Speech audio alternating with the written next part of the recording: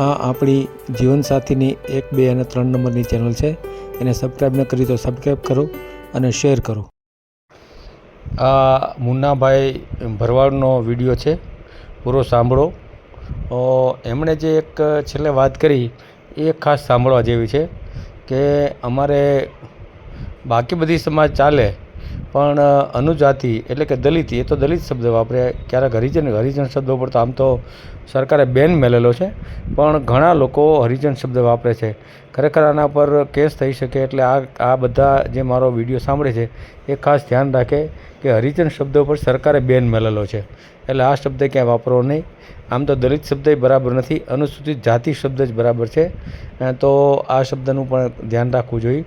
એમણે એમ કીધું કે અનુજાતિમાં જે અમારે એમ કે અનુજાતિમાં અમારે લગ્ન કરાય નહીં, એની દીકરી લવાય નહીં, કારણ કે અમારે અભડછેટ લાગે. એટલે મેં પૂછ્યું કોની અભડછેટ લાગે?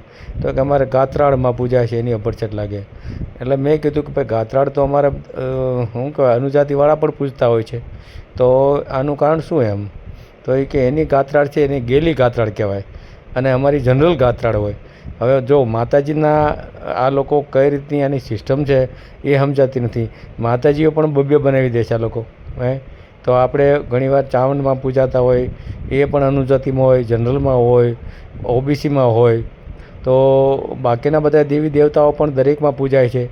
જે જનરલમાં પૂજાય, ઓબીસીમાં પૂજાય, એસસી એસટીમાં પૂજાય, પણ આ લોકો એના પણ ભાગલા પાડે છે. એનો ઇતિહાસ તો એ જાણતા નથી.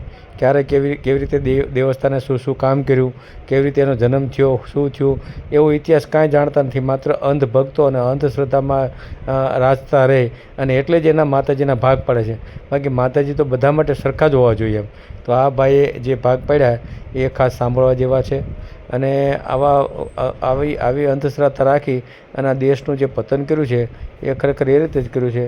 કારણ કે ભારત દેશમાં અગાઉ 4 વર્ણ જ હતા. 4 વર્ણમાં બ્રાહ્મણ, ક્ષત્રિય, વૈશ્ય અને શૂદ્ર. અને શૂદ્ર જાતિ જે રહી એ આજના ઓબીસી સમાજ છે એ શૂદ્રમાં આવે છે. અને જો ન ખબર હોય તો 150 વર્ષ પહેલાં જ્યોતિબા ફૂલે અને સાવિત્રીબાઈ ફૂલે થઈ ગયા એનું એક પિક્ચર બહાર પડ્યું છે. તો જાજી ચોપડી પુસ્તકો ન વાંચવું હોય તો જ્યોતિબા ફિલ્મ જોઈ લે તો પણ એને ખ્યાલ આવે કે શૂદ્ર કોને કહેતા અને શૂદ્રોથી કોણ અભડછેટ રાખતું હતું. જો એ ફિલ્મ જોશે તો બધું ખબર પડી જાય. તો આ લોકો પોતાની જાતને સવાયા સવર્ણ સમજી અને જે ભેદભાવ રાખે છે એની પણ આંખ ખુલી જાય. તો આ વિડીયો ખરેખર સાંભળવા જેવો છે. સાંભળો, ખૂબ શેર કરો અને સવારે 10 વાગે અને સાંજે 8 વાગે એક વિડીયો આપણે આ ચેનલમાંથી અપલોડ કરીએ છીએ, તે જોતા રહ્યો. અને ખાસ કે કોઈ પણ આ ફ્રોડ થાય તો એની જવાબદારી અમારી જે ચેનલની બિલકુલ રહેતી નથી. કારણ કે ફ્રોડ કરવાવાળા લોકો ઘણીવાર ટાર્ગેટ બનાવી અને ફોન કરી અને છેતરવાનું કામ કરે. તો એની પાસે પહેલાં તો પૂરા એવિડન્સ લો, એટલે કે પૂરી વિગતો મેળવો, પૂરા આધાર પુરાવા મેળવો, આધાર કાર્ડ છે, ચૂંટણી કાર્ડ છે એવું મેળવો અને એની પણ ખરાઈ કરો. કોઈ તમને મળવા માટે આવવાનું કહે તો તમે પહેલાં એ માગો કે તમારું આધાર કાર્ડ મોકલો, પછી તમે મામલતદાર કચેરી જઈને એની ખરાઈ કરાવો કે આધાર કાર્ડ સાચું છે કે ખોટું છે, અને પછી જ તમે ઘરે બોલાવો. એ પહેલાં કોઈને ઘરે ન બોલાવો. કોકને ત્યાં જાઓ ત્યારે પણ ખાસ કાળજી રાખો. એના વિડીયો કોલિંગથી બધું બરાબર જોઈ લો અને એની પણ પૂરી વિગતો મેળવી લો, પછી જ એના ઘરે જોવા જાઓ. તો આ રીતે ખાસ કાળજી રાખવી પડશે, નહીં તો છેતરાશો તો પછી અમારી કોઈ જવાબદારી રહેતી નથી. અને જો એવો કોઈ છેતરામણા ફોન આવે તો તરત જ અમને કોલ કરો, જેથી કરીને અમે ખરાઈ કરશું એના નંબર ઉપર કે આ વ્યક્તિ સાચી છે ખોટી છે. થોડીક ખરાઈ થાય તો પણ ઘણી બધી ખબર પડી જાય. તો આ એક કાળજી રાખવાની ખાસ જરૂર છે બધા મિત્રોએ. અત્યારે આપણે મુન્નાભાઈ ભરવાડે જે વાત કરી એ આપણે સાંભળીએ. હેલો. મારું ભાઈ, હા બોલો. તમને હમણાં ફોન નથી કર્યો, તમે કીધું અડધી કલાક પછી કરજો. બોલો બોલો. લગ્ન માટે વાત કરવાની. કોણ બોલો તમે? મુન્નાભાઈ બોલું. ચિંતાભાઈ? મુન્નાભાઈ. મુન્નાભાઈ ક્યાંથી? આપણે ધ્રોલ તાલુકો, ગામ ગરેડિયા, જિલ્લો જામનગર. યુટ્યુબમાં મૂકવાનું છે? હા. એક મિનિટ ચાલુ રાખો.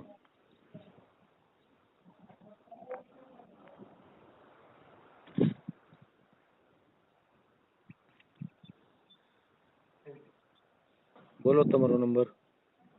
98 એક મિનિટ હો. 98. હા 98 51 60066. હા નામ.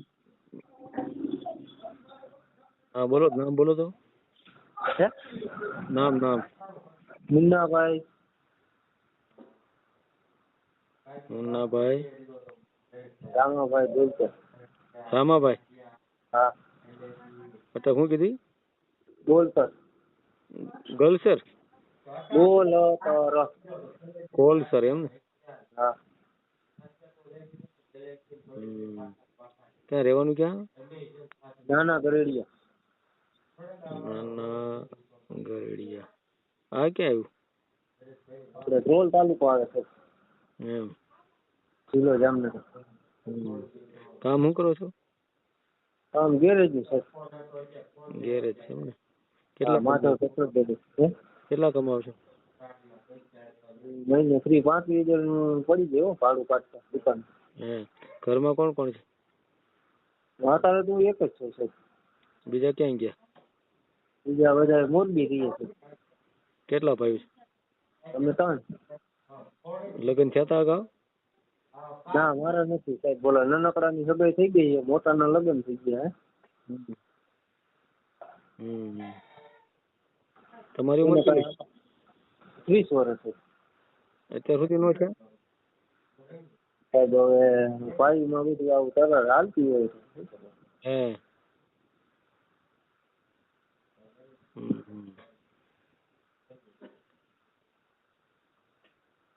કઈ વાંધો નહીં. કઈ જ્ઞાતિમાંથી છો તમે? ભરવાડ સાહેબ. ભરવાડ.